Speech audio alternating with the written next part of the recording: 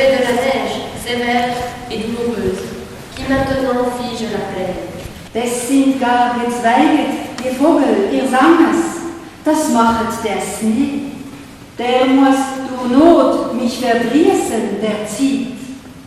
Uns ist sicher, ob der Winter zergeht, davon du Heide betrungene Lied. Rodolphe, premier comte de Neuchâtel, XIIe siècle. Bonsoir Madame Nardin. Bonsoir. Vous nous avez fait ce soir le plaisir de nous faire découvrir des textes qui vont de Rodolphe de Neuchâtel à Valérie Poirier, cette énorme palette d'artistes neuchâtelois qui couvre plusieurs siècles. Comment vous avez vécu cette expérience? Moi, je suis toute pleine de ce qui vient de se passer là. Il y avait beaucoup de monde et puis c'était très très touchant justement de faire résonner les textes de gens de Neuchâtel au-delà des siècles, d'avoir le texte de Rodolphe, du comte de Rodolphe avec nous. Ça nous faisait comme ça couvrir tous ces siècles et ça c'était pour nous super. Au légionnaire matricule numéro 476 du 1er régiment étranger de cavalerie, quelque part en Afrique. C'est pour toi que je vais essayer de raconter cette histoire, puisque c'est une histoire d'amour. Si tu y sens un peu de ce que toi et moi appelons la vie, nous offrirons ce livre à ceux qui te ressemblent et qui, comme nous, se trouvent chaque matin devant la belle et grave nécessité de créer consciemment, minute à minute, avec un étonnement toujours neuf, la journée qui leur est donnée. Mais peut-être, n'est-ce pas une histoire de tout? Et peut-être le mot amour n'y sera-t-il pas prononcé? Tu auras seulement cru l'entendre. Oubliant ce que tu venais de lui, tu regarderas ailleurs en essayant de le saisir. Car tu seras arrêté à un carrefour où plusieurs échos s'entremêlent, à l'oreille d'un bois trop broussailleux pour qu'on y pénètre, un trou entre des haies d'où, si le brouillard n'était si dense, on verrait se perdre les horizons. Et si, en t'y attardant, tu retrouves tes propres sentiers, revois tes propres paysages, refais tes propres découvertes, de l'humble chenille que je t'offre, naîtra peut-être un papillon. S'il est offert, septembre 1939.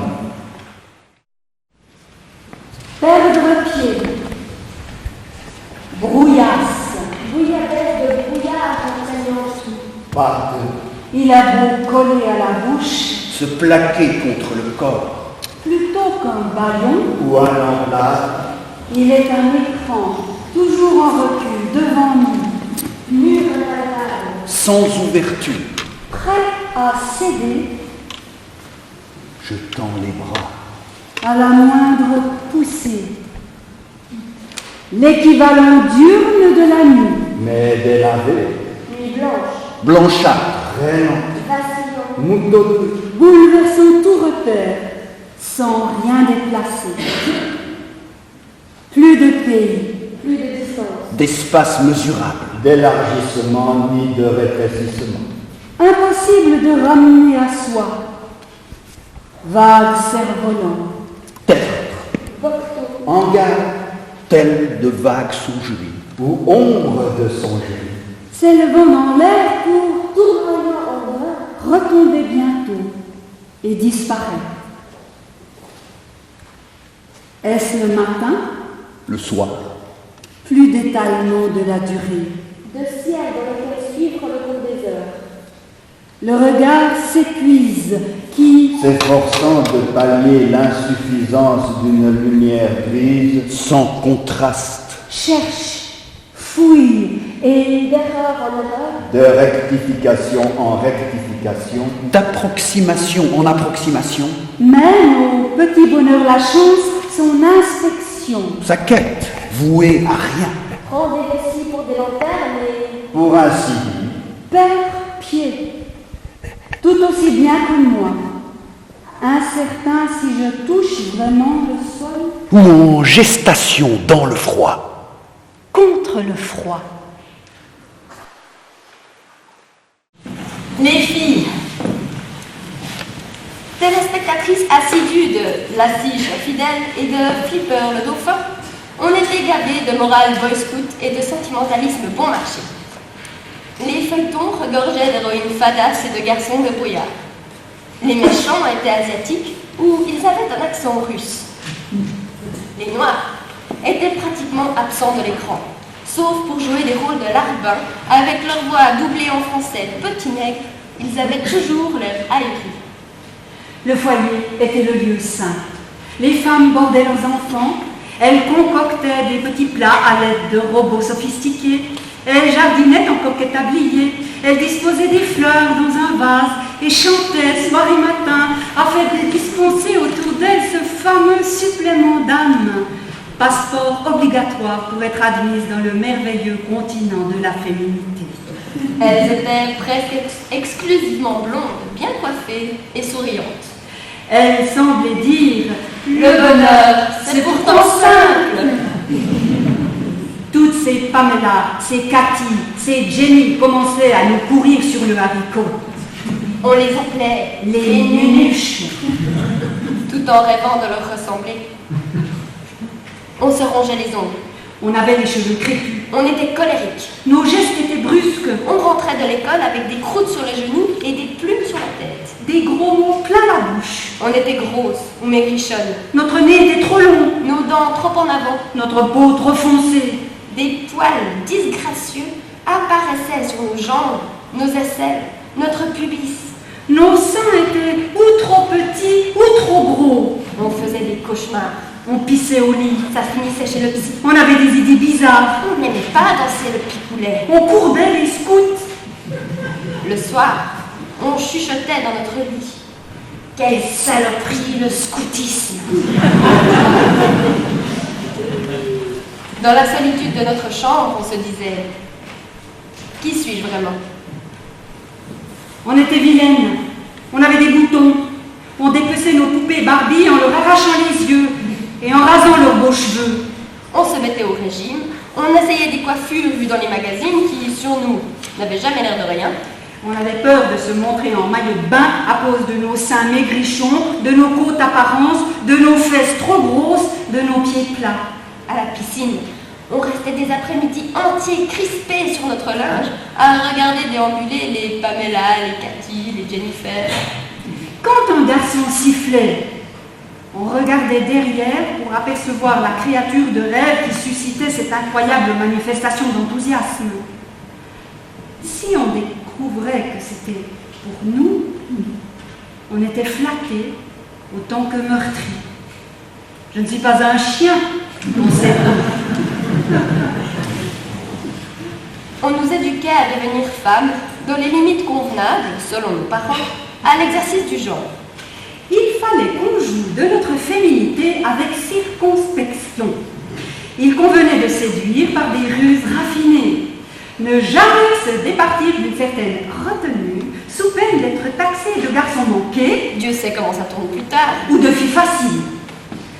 Vernis en haut, Rose pâle de préférence, afin que l'artifice se confonde avec le naturel.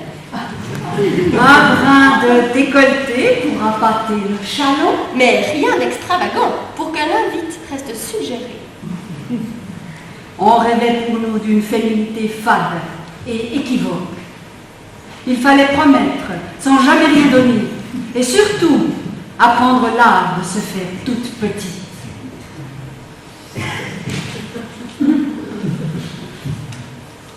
Un jour est arrivé Fifi Brin d'Acier, bouleversant à jamais notre vision étriquée de la condition féminine. Elle vivait dans une grande maison, seule, avec un poney et un perroquet. Son père était un marin toujours absent. De sa mère, on n'entendait jamais parler. C'était une fille, mais elle n'avait rien des manières peureuses et coquettes des personnages féminins de nos feuilletons habituels. Elle était libre, courageuse, drôle. L'avoir porté son poney à bout de bras nous enivrait complètement. On se faisait des tresses à la Fifi. On voulait toutes être Fifi. Elle nous vengeait des petites humiliations de cours de récréation. Fifi nous montrait de nouvelles perspectives, une façon inédite d'être au monde. Fifi était notre Simone de Beauvoir. J'ai beau chercher, j'ai oublié. Quand même. Je t'assure. Tu fais exprès. C'est une mauvaise mémoire, qu'est-ce que tu veux? Un premier baiser, ça ne se suffit pas. Pas le nôtre. C'est comme ça. Ça me déçoit. Tu sais encore comment je m'appelle ou ça aussi tu l'as oublié? Bien sûr, tu le sais. Idiot. Je m'appelle comment? Non, sérieusement, dis-moi comment je m'appelle. Jésus. Tu t'appelles Jésus. Voilà. Satisfait? Rassuré, tu le dis si rarement. Ton idée que ça s'appelait Jésus aussi. Si tu crois que j'ai choisi, il te dérange ce prénom? Non, mais c'est pas exactement un prénom comme Jacques ou François. Non, moi c'est Jésus, là. Qu'est-ce que tu veux? Tu ne t'en souviens absolument pas? Non. Non, mais je me rappelle d'autres choses. Quoi, par exemple? Eh bien, notre première nuit d'hôtel. Un fiasco. Le jour où tu m'as présenté ta famille. Une catastrophe. La montgolfière, ton mal de l'air. Oh, ils sont jolis, les souvenirs. Tu n'en as pas gardé de meilleurs. Sans doute. Mais là, à l'instant, je ne crois pas. Ça fait plaisir. Mais t'en fais pas, ils sont pas perdus. Vont revenir. Bah t'es marrant, toi. Toi, c'est facile comme ça, à froid, faire la liste des bons souvenirs. Essaye un peu, toi, tu verras.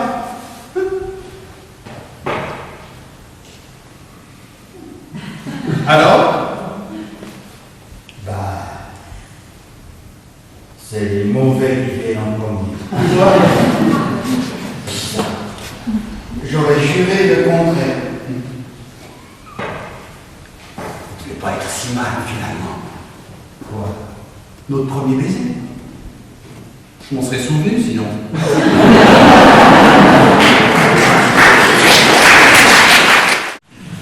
L'année du lapin. Le corps dénué des filles invite à l'accostage. Il donne accès à la douceur des eaux, à l'horizon ouvert sur un songe idylle. C'est la saison des peaux dévoilées, satin velouté, cuir soyeux, velours de pêche. Chaque dos vole des fesses, comme une invite à la cueillette, au lieu dit du creux secret, en ce petit val qui mousse de rayons et de miel.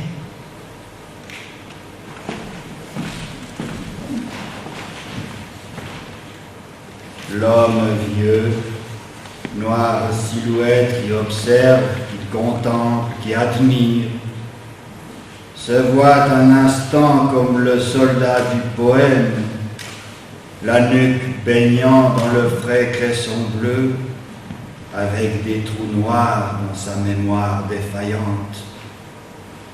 L'impression lui est restée au flanc d'avoir été ce mort-là, comme un premier temps de valse ou l'ébauche d'une rengaine obsédante.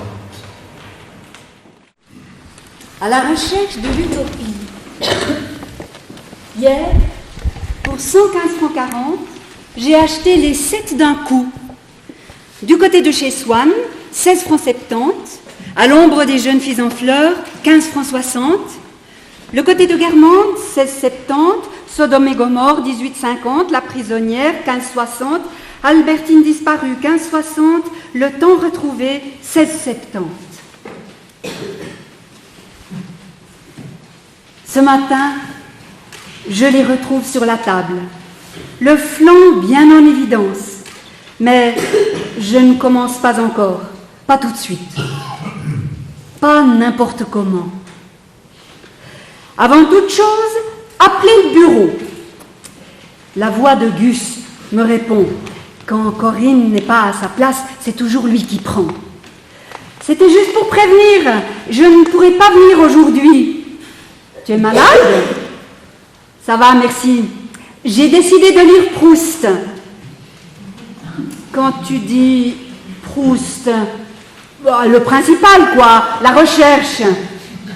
Ah oui, la recherche. Parfait. Bon. Parfait. Le brasseur de vide. Donc on a bien aimé avoir cette palette large, même si tous les siècles n'étaient de loin pas représentés. Mais quand même, on avait ce texte un peu fondateur, qui est quand même un des premiers textes de Romandie, semble-t-il. Hein. Puis il était là avec nous. Ça, c'était touchant. Ce qui est très, très touchant aussi, évidemment, c'est les auteurs qui sont vivants, qui étaient là ce soir. Et ça, c'est bouleversant, je dirais, parce qu'ils sont là, ils sont autant émus que nous. C'est génial. Et puis, on a donné souffle à leur texte. Et puis, c'est comme, on se rend compte, moi, il y en a que je ne connaissais pas. J'ai fait leur connaissance avec beaucoup de plaisir. Puis, on sent qu'en finalement, on n'existe peut-être pas tellement l'un sans l'autre. On peut exister les uns sans les autres, mais quand on se rencontre, c'est super. Oui, c'est vrai qu'on a vu des textes presque ludiques, avec des textes vraiment sérieux, on sent que c'est de la littérature, et puis d'autres où c'est plus ludique, on sent que c'est de la littérature évidemment, mais plus légère. Oui, alors nous on a choisi ça comme ça, vraiment avec notre cœur, les 4 comédiens, et voilà, on a choisi. On n'a pas voulu choisir tant de textes drôles, tant de textes pas drôles. D'ailleurs, on ne sait jamais si finalement ça sera drôle ou pas. Au final, hein, ce n'est pas nous qui décidons, c'est le public. Donc ça, on les a choisis au coup de cœur. Et puis c'est bien, parce que finalement, on n'existe pas non plus sans le public. Hein, il y a l'auteur, le comédien et le public. Et ça, c'est vraiment une belle synergie. Oui. Ce public d'ailleurs qui a ce soir, en tout cas, manifester sa présence, il était là. Il était là en nombre, c'est quand même formidable, hein, pour l'anniversaire des lundis des mots, pour tous ces auteurs qui se sont aussi déplacés. C'est super, c'est vraiment... Non, puis il y avait vraiment un public fort. Effectivement. Une belle reconnaissance aussi pour cette organisation, ce lundi des mots, qui œuvre maintenant depuis 5 ans, dont vous faites partie.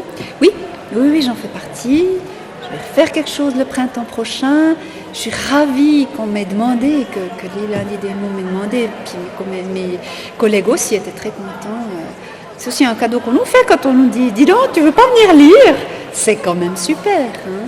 Donc ça, c'est formidable. Et puis, ils nous ont fait découvrir des auteurs. Je reviens là-dessus. C'était quand même une des grandes affaires de cette soirée, pour moi en tout cas. Vous-même, vous êtes actrice? Voilà, oui. Je suis comédienne depuis 30 ans, même un peu plus, je crois, j'ai plus. Et puis voilà, j'aime beaucoup faire des lectures publiques, j'adore ça même. Parce que le texte, il est là, il est tout près, c'est tout simple, et puis c'est souvent assez fort, parce que le texte, il se suffit à lui-même aussi. Oui. Ça n'empêche pas que des fois, il faut faire des mises en scène, des spectacles. Mais la lecture publique, ces temps, elle me fascine. Vous avez amené beaucoup d'émotions dans ces textes. Vous étiez donc 4 acteurs. Oui, on était 2 hommes, 2 femmes, une toute jeune comédienne qui fait vraiment ses débuts. Elle n'est même pas du tout hors de la formation. Hein. Et moi, j'ai bien aimé ce souffle de jeunesse qu'elle a amené, comme ça. Puis, alors l'émotion, oui, parce que les textes nous ont émus, on a pu la retransmettre.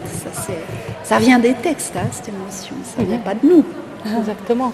Et puis cette émotion qu'on ressent à travers les textes, on l'a entendu ce soir dans les discours qui ont eu lieu, elle ne peut pas remplacer la lecture informatique ou la lecture à domicile. Il y a vraiment un partage dans la lecture aussi.